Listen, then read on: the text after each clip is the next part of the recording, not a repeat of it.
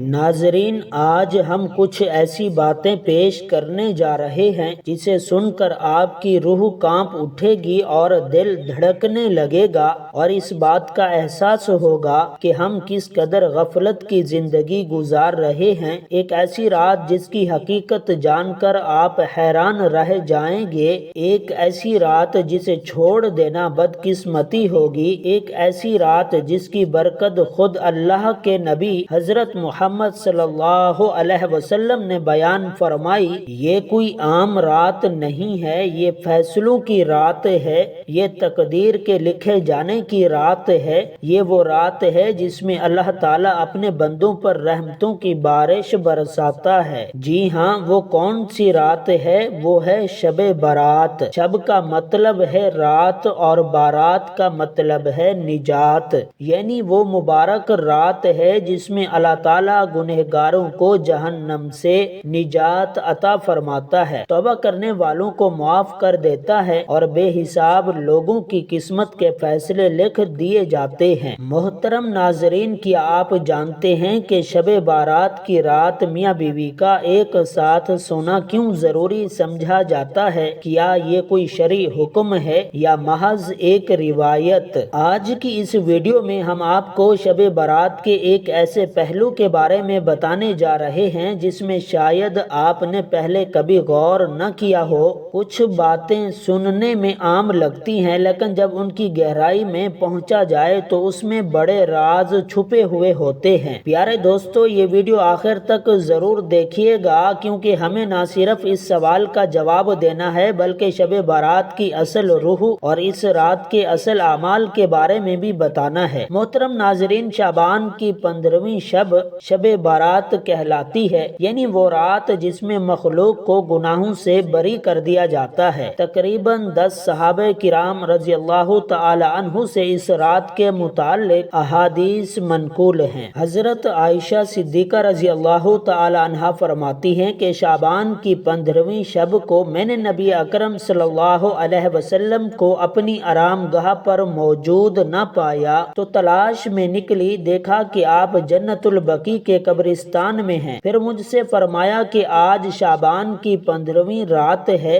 اس رات میں اللہ تعالیٰ آسمان دنیا پر نزول فرماتا ہے، قبیلہ بنی کلب کی بکریوں کے بالوں کی تعداد سے بھی زیادہ گناہ گاروں کی بخشش فرماتا ہے۔ دوسری احادیث مبارکہ میں ہے، اس رات میں اس سال پیدا ہونے والے ہر بچے کا نام لکھ دیا جاتا ہے، اس رات میں اس سال مرنے والے ہر آدمی کا نام لکھ دیا جاتا ہے، اس رات میں تمہارے اعمال اٹھائے جاتے ہیں اور تمہارا رزق اتارا جاتا ہے۔ اسی طرح ایک روایت میں ہے کہ اس رات میں تمام مخلوقات کی مغفرت کر دی جاتی ہے سوائے 7 لوگوں کے۔ وہ یہ ہیں: مشرک، والدین کا نافرمان، کینہ پرور، شرابی، قاتل، شلوار کو ٹخنوں سے نیچے رکھنے والا اور چغل خور۔ ان 7 افراد کی اس عظیم رات میں بھی مغفرت نہیں ہوتی جب تک کہ یہ اپنے جرائم سے توبہ نہ کر لیں۔ حضرت علی رضی اللہ تعالی عنہ سے ایک روایت بھی منقول ہے کہ اس رات میں عبادت کیا کرو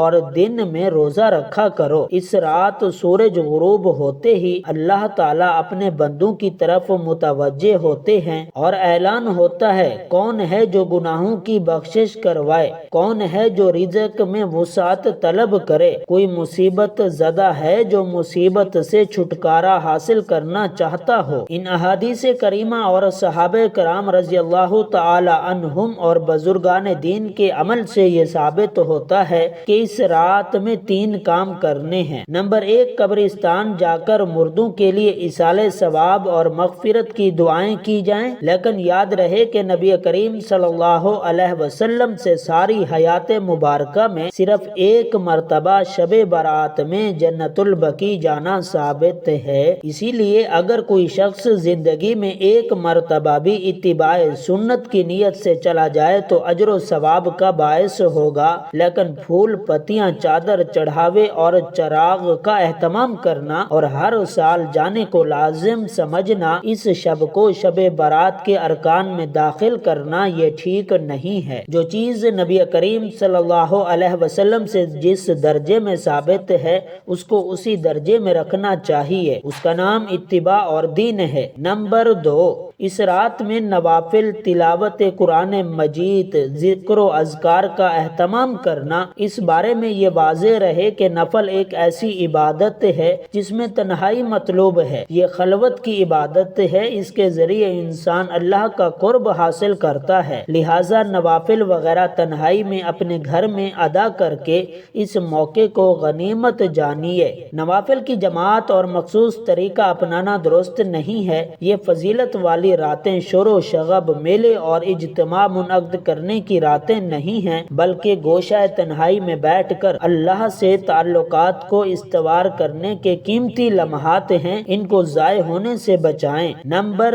3، دن میں روزہ رکھنا بھی مستحب ہے۔ ایک تو اس بارے میں حضرت علی رضی اللہ تعالی عنہ کی روایت ہے، اور دوسرا یہ کہ نبی کریم صلی اللہ علیہ وسلم ہر ماہ ایام بیض کے روزوں کا اہتمام فرمایا کرتے تھے۔ محترم ناظرین، لہٰذا اس نیت سے روزہ رکھا جائے تو موجب اجر و ثواب ہوگا۔